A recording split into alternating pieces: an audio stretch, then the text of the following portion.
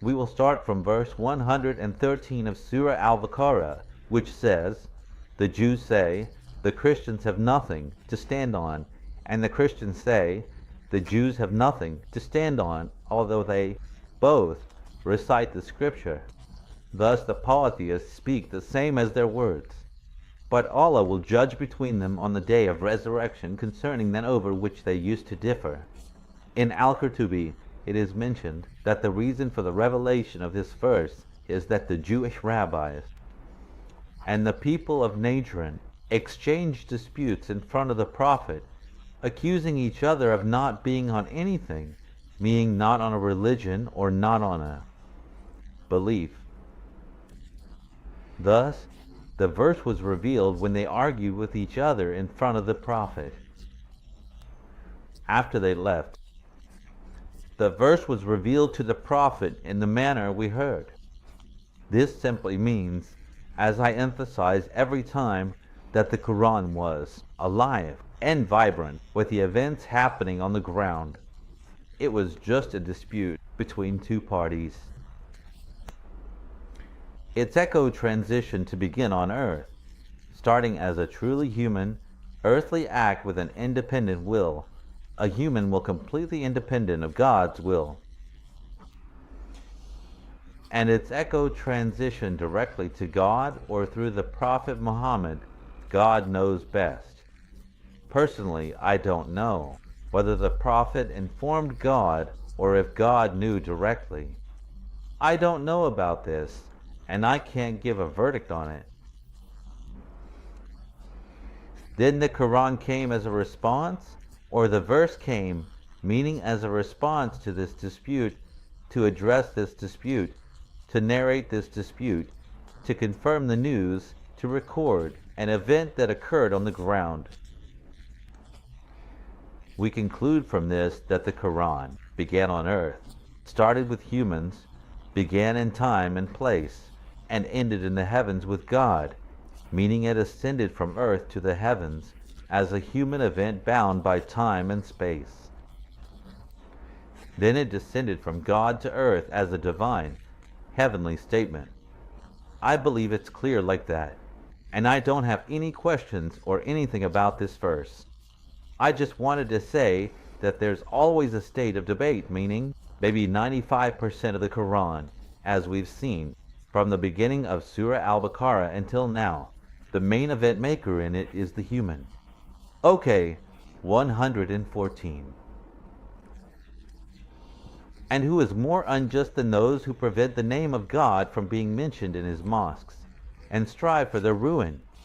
These people should not enter them except in fear. For them in this world is disgrace, and in the hereafter a great punishment. Also, in Al-Qurtubi, what is meant by mosques here? What is the story of the mosques? And who is more unjust than those who prevent the name of God from being mentioned in his mosques, and strive for their ruin? What are the mosques here? Some people said, referring to Al-Qurtubi, that it is Al-Aqsa Mosque, the holy house. I apologize, the holy house. And some people said it is the Kaaba. And some said that the mosques referred to here are all mosques, meaning not just the holy house or the Kaaba, the sacred mosque, but all mosques. So this is the opinion of the jurists, or the thoughts of the jurists on what is meant by the mosques in the verse. Okay, so what was it revealed about? What is the reason for its revelation in the first place? And keep in mind that there is also a human, earthly reason, completely independent of God's will. Because some say that the Quran was already written in the preserved tablet, just waiting, and then it started to be revealed to the Prophet over the 23 years during which the revelation occurred. This is not true. The Quran coincides with events day by day and minute by minute, so let's have some sense and understanding. He says that there are about 3 or 4 opinions on why this verse was revealed. Why? What is the reason for its revelation? Pay attention. So the first opinion is also in Al-Qurtubi. I forgot to bring you the line number, but it's easy for you to go to Al-Qurtubi in verse 114, and you'll find what I'm saying if anyone is following along. This is easy. It says that it was revealed about Buch-Nasr the Babylonian, who was a Magian, and because he destroyed the temple of Jerusalem, verse 114 was revealed for him, and who is more unjust than one who prevents the name of Allah from being mentioned in his mosques, and strives toward their destruction. He destroyed the temple of Jerusalem, so the verse was revealed for him. Ibn Abbas, number 2, says that it was revealed regarding the Christians because they used to destroy the houses of God, which are the mosques. That's also a good explanation. 3. A third opinion says it was revealed regarding the polytheists because they prevented the Prophet and his companions from the sacred mosque at the Kaaba in Mecca during the year of Hudaybiyah. That's also a good explanation. 4. The fourth opinion says it was revealed regarding all mosques, meaning anyone who destroys any mosque at any time or place. This verse applies to them. So we have 4 opinions. Well, actually, why? Because the fourth opinion says that it refers to all mosques because the wording comes as mosques. It didn't specify the sacred mosque, nor did it say the Al-Aqsa Mosque, nor did it specify anything. It just said all mosques, which is good. So here, actually, this was their opinion on why the verse was revealed, or the reason for its revelation. Now let me ask my question. I mean, when I have a question, I say I want to ask a question. When I have a certain perspective in my mind, I state it very clearly without any problem. My question is this really true? I mean, is there no one more unjust than the one who prevents God's name from being mentioned in his mosques and strives to ruin them? Is there no one else more unjust than that? For example, when we say the killer, isn't the killer more unjust? I mean, if we compare someone who ruins God's mosques with a killer, who is more unjust between them? Who is more unjust? Surely the killer. Because the Quran itself says, "And whoever kills a soul unless for a soul or for corruption done in the land, it is as if he had slain mankind entirely." I actually had the verse number, which means whoever kills a soul unless for a soul or corruption in the land, it is as if he had slain mankind entirely. And whoever saves one, it is as if he had saved mankind entirely. Al-Ma'idah 5:32. This means that the killer is more unjust than, and therefore those who seek to destroy mosques are indeed more unjust because it is considered as if they have killed all people. So, who would enter the mosques when it is as if they have killed everyone? Well, here, I want to say that the destruction of mosques can never be compared to murder. Therefore, you cannot interpret this verse by its general wording. You must interpret it specifically for the reason it was revealed, which are the first 3 opinions, whether it was the Al-Aqsa Mosque, the sacred mosque, or any other, but not all mosques. Because if we assume that someone is destroying a mosque in your village, whether they closed it or demolished it, whatever the case may be, someone else committed murder. I believe that murder is more unjust than those who destroy the mosques of God or seek to ruin them or anything else. Okay, another question actually says that they should not have entered them except in fear. So why would they enter them, whether in fear or at ease? People are destroying mosques. How would they enter them? In fear or at ease? Both, I mean. Actually, this caught my attention, that they should not have entered them except in fear. Why would they enter them?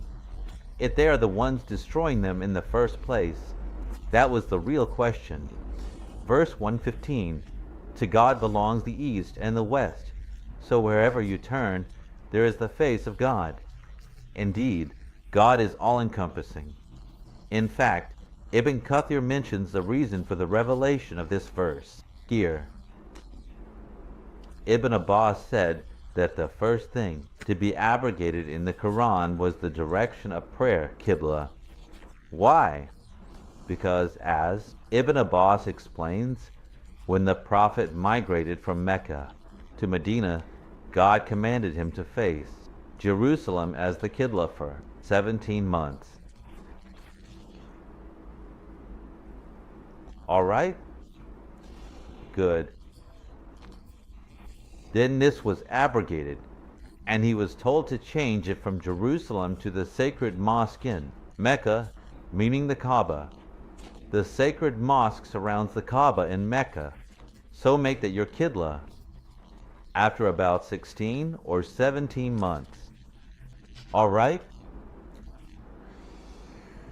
So Ibn Abbas continues and says that the Prophet used to pray to God, looking up to the sky and praying to God, and he loved the Qibla of Abraham. Therefore, it was revealed. The verse was revealed when God saw that the Prophet was very passionate, inspired, and loved the Qibla of Abraham very much, praying and looking up to the sky.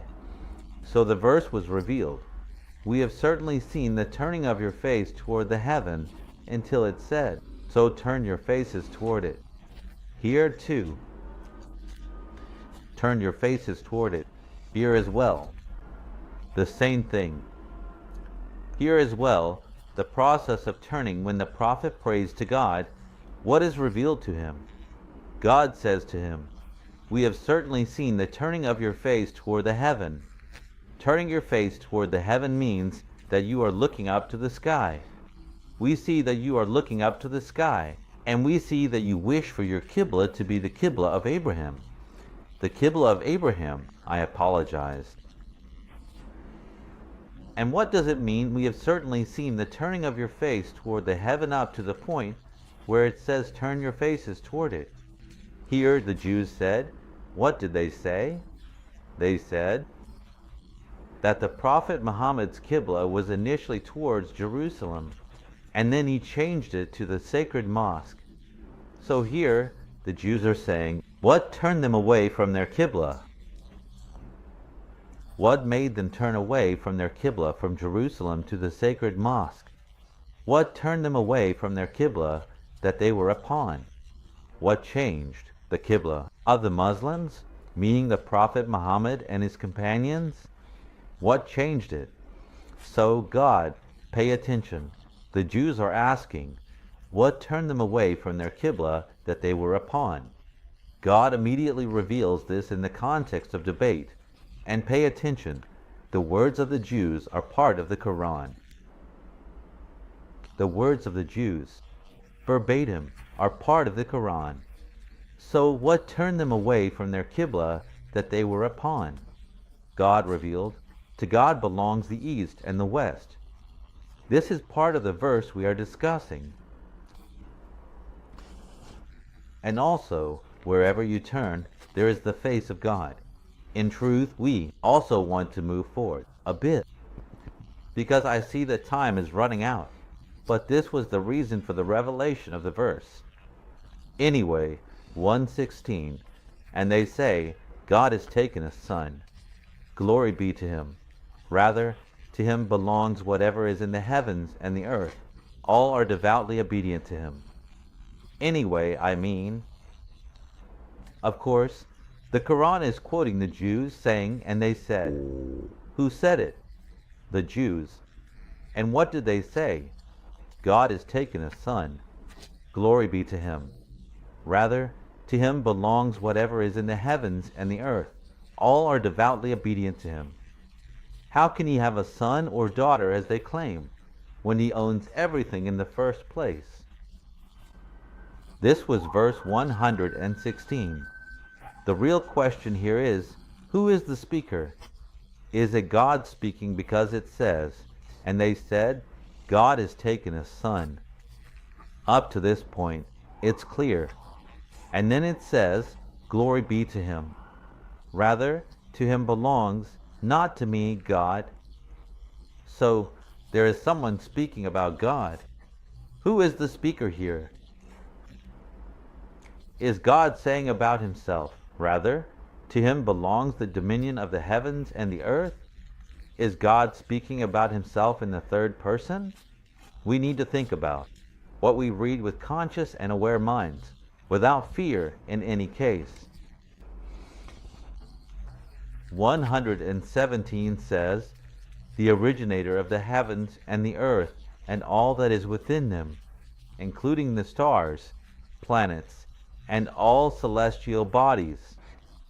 When he decrees a matter, he only says to it, and it is done without delay, and it comes into existence as he wills. And ye say it all, and ye say it all. And those who do not know say, "Why does Allah not speak to us, or a sign come to us?" Thus spoke those before them like their words. Their hearts are alike. We have indeed made the signs clear for people who are certain in faith. Those who do not know are the scholars. They said in their thoughts, which I saw in Al-Tabari, Al-Jalalain, and Ibn Kathir, that they are the Christians. Some said they are the Jews, and others said they are the Arab disbelievers. So there are many interpretations, but in any case, they always used to challenge the Prophet and say to him, "Bring us a miracle." Like let God speak to us in some verses. Or bring forth a spring of water from the earth, or whatever it may be. So he would respond to them by saying, "Say, glory be to my Lord. Am I anything but a human messenger?" In some future instances, we will mention this in Al-Isra 93. In truth, Prophet Moses came with miracles, like striking the sea with his staff, and the sea splitting. Prophet Jesus healed the blind and the leper, and all of this. Prophet Muhammad, in truth, did not have miracles. This point must be clear, because even if the Quran was a miracle, where is Prophet Muhammad's merit in it? Prophet Muhammad conveyed the Quran through the angel Gabriel to humans, meaning he himself did not have any miracles. I am only a human like you, to whom it is revealed, nothing more. So, Prophet Muhammad had no miracles. He only conveyed the message, nothing more. Even the Quran told him, "And you are not responsible, except for the delivery of the message, nothing more." That was the mission of Prophet Muhammad. Anyway, since we are running about 2 or 3 minutes late this time compared to the usual 15 minutes, I hope you can share this channel as much as you can. God willing, next week, we will start with verse 119. Unfortunately, time runs out very quickly, and I thank you very much. See you next Friday, God willing.